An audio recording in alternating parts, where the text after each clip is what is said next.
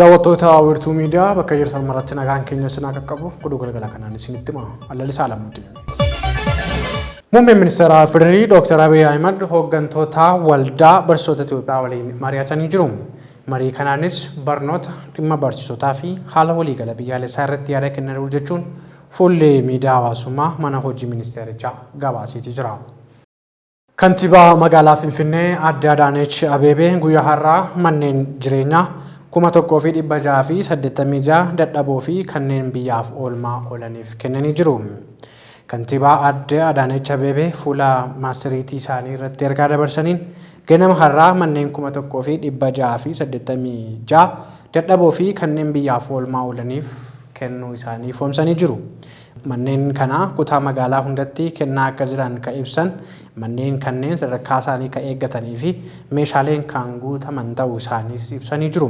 Kantiibaa Adaanech ergaa isaaniitiin kun akka milkaa'uuf dureeyyiiwwan gara laafeeyyii kanneen nu cina dhaabbatan hundaaf maqaa kootii fi akkasumas immoo maqaa jiraattotaatiin nan galateeffadha jechuun galateeffatanii jiru. Gareen mirga namoomaaf falmu Amnesty International loltoonni Eertiraa erga waraanni kaaba Itoophiyaa dhaabbatee yakka waraanaa fi yakka dhala namaa raawwachaa jiru jedhe. Loltoonni Eertiraa dubartoota gudeeddii garee fi garbummaa saalaa akkasumas immoo miidhaa suukkanneessaa kan raawwatan yoo ta'u dhiironni siviilii ammoo murtii tokko malee ajjeefamaa jiru jedha. Dhaabbatichatti daayirektara ba'aa kibba Afrikaa kataan Tigere Chaagutaay gabaasa Amnesty International wayitaa qindeessanitti haalli nageenya naannoo Tigraay waraanni erga dhaabbatee haalaan yaaddessaa ta'uu ifoomsaniiru. Odaaf taamuu gabaasa Amnesty International akka itti aanutti qindeessee jira. Baatii sadaasa bara 2022 keessa mootummaa federaalaa Itoophiyaa fi adda bilisummaa uummata Tigraay gidduutti waliigaltee waraana dhaabuu mallatteeffamuun duraa fi booda humnoonni ittisa Eertiraa naannoo Tigraay keessatti yakka waraanaa fi yakka namoomaa raawwachuu dhaabbata falma mirga namoomaa idil addunyaa Amnesty International gabaasa haaraa arra baaseen beeksise. Amnesty International caamsaa 17 hanga waxabajjii 10 bara 2023 gidduutti aanaalee Maariyaam Shawwitoo fi Kokob Tsabaay keessatti karaa bilbilaan namoota 49 dubbisuu ibseera. Ragaan namoonni ijaan argan kunneen kennan suuraa saatalaayitii fi odeeffannoo dabalataa hojjettoota hawaasummaa, ogeeyyii fayyaa, miidhamtootaa fi namoota lubbuun afan yaalan qondaalota mootummaa naannichaa fi dhaabbilee hawaasaa siivikii irraa argameen mirkanaa'uun himameera.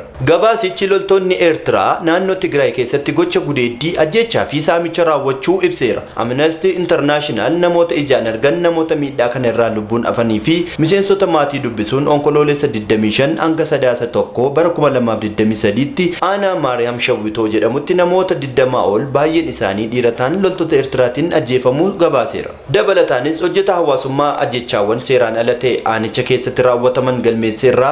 Kana malees hojjetaa hawaasummaa ajjechaawwan seeraan ala ta'e aanicha keessatti raawwataman galmeesseerra maqaa namoota seeraan ala ajjeefaman 100 ol argachuu kan ibse Amnesty International erga waliigaltee nagaa mallatteeffame booda gara ji'oottan sadiif loltoonni Eertiraa aanaa Kokob Tsabaay jedhamu keessatti yakkoota akka dubartoota gudeeduu fi saalqunnamtiin garboomsuu akkasumas namoota nagaa 24 ajjeesuu raawwataniiru jedhe. Namoonni miidhaa saalaa irraa afanii fi ajjechaa raawwatame ijaan argan Amnesty Internationalitti akka himanitti eenyummaa namoota yakka kana raawwatan karaa looga afaan Tigiriffaa dubbataniin akkasumas gosa gaaffilee gaafataniin hubachuu himan. Aanaalee Kokob Tsabaay fi Maariyaam Shawwitoo jedhaman naannoo daangaa Eertiraa kan argaman yoo ta'u namoonni lubbuun afan loltoota Eertiraa salphaatti adda baasuu akka danda'an dubbatu. Kokob Tsabaay naannoo daangaa Itoophiyaa fi Eertiraa godina Baha Tigraay aanaa gantaa Afashum keessatti argamti. Sarbamni seeraa Kokob Tsabaay keessatti raawwatame kun kan jalqabe waliigaltee waraana dhaabuu mallatteeffamuu isaa guyyaa tokko dura ture. Gochoonni miidhaa saalqunnamtii loltoonni Eertiraa dubartoota irratti raawwatan hanga amajjii 19 bara 2023tti gara ji'a sadiif itti fufee turuun himameera. Maariyaam Shawwitoo ammoo aanaa godina giddu galeessa Tigraay naannoo magaalaa seena qabeettii Aduwaatti kan argamtudha. Sarbamiinsa Maariyaam Shawwitoo keessatti raawwataman kunneen onkoloolessa 25 bara 2022 hanga sadaasa 1 bara 2022 gidduutti yeroo mariin mootummaa Itoophiyaa fi Habut gidduutti geggeeffamaa turetti ta'uu ibsameera. Ba'aa fi kibba Afrikaatti daayirektara Amnesty International kan ta'an Tigiree Chaagutaay waliigalteen waraana dhaabuu mallattaa'us Tigraay keessatti ammeenyi namoota nagaa irratti raawwatamu itti fufee jira. Loltoonni Eertiraa dubartoota irratti yakka gudeeddii dabalatee miidhaa suukanneessaa raawwatu. Dhiironni ammoo ajjeefamuu jedhan. Amnesty International aanaa Kokkoob Tsabaay keessatti namoota gudeeddii fi garbummaa saalaa irraa afan 11 kan dubbise yoo ta'u dubartoonni 40 ol ta'an erga waliigaltee waraana dhaabuu mallattaa'ee booda gudeeddii fi garbummaa saalaa akka isaan mudate dhaabbata hawaasa siivikii naannoo sanatti himaniiru. Dubartoonni muraasa kaampii waraanaa loltoota Eertiraa keessa kaan ammoo mana ofii keessatti yookaan mana loltoonni Eertiraa irraa fudhatan keessatti gudeedamuun ibsameera. Amnesty International namoota miidhaa saalaa irraa afan afur kanneen ji'a sadiif kaampii loltoota Eertiraa aanaa Kokkoob Tsabaay keessatti argamutti hidhamanii gudeeddii fi garbummaa saalaaf saaxilaman dubbiseera. Dubartoota miidhaa akkanaa irra ga'e keessaa tokko kan taate Faantaan akka himtetti sadaasa 1 hanga 3 bara 2023tti guyyoota 3 walitti ta'an sun loltoonni Eertiraa gocha badaan irratti raawwataniiru jette. Erga loltoota kanaan qabamtee booda mana humnoonni Eertiraa kun qubatan keessatti erga tursiifamtee booda gara kaampii waraana loltoota Eertiraatti geeffamuun dubartoota biroo 14 waliin turus dubbatteetti. Akka ragaan namoota lubbuun afan hojjetaa hawaasummaa Kokkoob Tsabaay keessa jiraatanii fi qondaalota mootummaa yeroo naannoo sanaa akka mul'isutti loltoonni Eertiraa dubartoota kana haadha warraa ilmaan yookaan firoottan isaanii miseensa humnoota Tigraay ta'uu shakkuun kaampii keessatti ukkaamsanii turan. Beezaawit haadha ijoollee lama ganna 37 yoo taatu loltoonni Eertiraa sadaasa 2 bara 2022 aanaa Kokkoob Tsabaay erga seenaniin booda bosona dhiyoo jirutti dirqisiifamtee loltoota Eertiraa 3 gudeedamuun ji'oota 3f mana ishee keessatti ukkaanfamtee turte. Ragaalee kanaan dura dhaabbatichi argachaa ture waliin yoo ilaalamu dhimmoonni gudeeddii fi garbummaa saalqunnamtii Kokkoob Tsabaay keessatti raawwataman akka qaama haleellaa itti yaadamee uummata nagaa irratti kallattiin raawwatametti ilaalamuu kan danda'uu fi yakka namummaa irratti raawwatame jedhamee fudhatamuu kan danda'u ta'uu ibsameera. Lubni Mirataab sadaasa 2 bara 2022 haana Kokkoob Tsabaay waldaa qulqulluu Mikaa'el keessatti haadha warraa fi ijoollee isaa akkasumas jiraattota biroo waliin osoo jiranii loltoonni Eertiraa loltoota Tigraay barbaacha iddoo isaan jiran sana marsanii nama hunda dirqisiisanii lafa ciibsanii reeban. Lubni Mirataab akka jedhanitti lubni ganna 71 yeroo aleellaa bataskaana keessatti raawwatame turetti loltoota Eertiraan rasaasaan rukutamee ajjeefame. Erga sadaasa bara 2020 naannoo Tigraay keessatti waraanni ka'ees yakkoota waraanaa fi namummaa humnoota Eertiraa dabalatee qaamolee waldhabdee kana keessatti hirmaatan hundaan raawwataman galmeessaa turuu kan ibse Amnesty International Eertiraa fi Itoophiyaan dhimma kana irratti qorannoo bu'aa qabeessa akka geggeessan yakka ragaan qabatamaan irratti argameen akkaataa seera idil addunyaatti seeratti dhiyeessuu akka qaban hubachiiseera. Amnesty yaa'ii 54ffaa mana maree mirgoota namoomaa dhaabbata mootummoota gamtoomanii fulbaana 11 bara 2023 irraa eegalee geggeeffamu irratti aangoo komishinii ogeessota mirgoota namoomaa idil addunyaa Itoophiyaa akka haaromfamuuf gaafateera. Amnesty International argannoo qorannoo duraa agayya 17 bara 2023 mootummaa Itoophiyaa fi mootummaa Eertiraatti kan qoodee ta'us hanga gabaasni kun ba'utti argannoo qorannoo dhaabbatichaa ilaalchisee deebiin mootummoota biyyoota lamaan irraa kenname kan hin jirre ta'uu ibseera. Gabaasni kan Addis Standardiiti. Investimentiin idil addunyaa Biriteen BII fi FMO Neezerlaand waliin ta'uun misooma qonnaa deeggaruuf doolaara miliyoona 40 waadaa seenan. Maallaqni kun karaa baankii Daashin qonnaan bultootaa fi dhaabbilee daldala qonnaa biroo maashinoota biyya alaatii galchuu kanneen barbaadaniif liqa doolaaraan akka kennutu himame. Yoonaas Mangashaammoo dabalataa akka itti aanutti qindeesseera.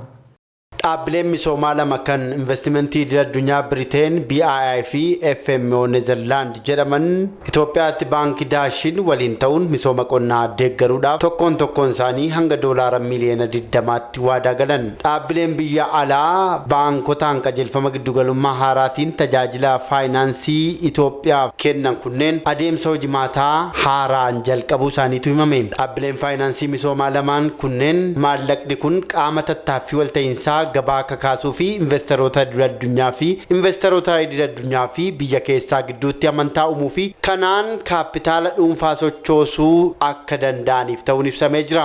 Baankiin Daashin baankii dhuunfaa guddaa Itoophiyaa keessaa tokko ta'e yoo ta'u maamiltoota miliyoona 5 ol kan tajaajiluu fi neetwoorkii dameelee 800 ol kan qabu ta'uun himameera. Daldala qonna alergii irrattis baankiin Daashin akka deeggarsa kennaa jirutu himame. Dhaabbileen dhaabbileen kunneen baankii Daashin waliin ta'uun liqaa doolaaraa kan baasii maashinoota biyya alaatii galchuu uwwisuuf akka kennan qajeelfamichi kan dandeessisu yoo ta'u, qonnaan bultoonni oomishtummaa gama akka sassaabbii midhaanii, loojistikii fi oomishaa akka dabalanii fi dhumarrattis galii alergii isaanii akka guddisaniif liqiin kun ni gargaara jedhamee jira. Dhaabbileen kunnaa kanneen akka oomishtoota daraaraa muramuu, buna alergiif ooluuf tajaajilanis deeggarsa maallaqaa akka argatan taasisaa jedhame. Daayireektar olaanaa BII Stephen Priestley DFI'n gabaa faayinaansii investimentii addunyaatiif kenname keessatti dhaabbilee hojjetan jalqabaa keessaa tokko ta'uun isaan nu boonsaa jedhan. FMO fi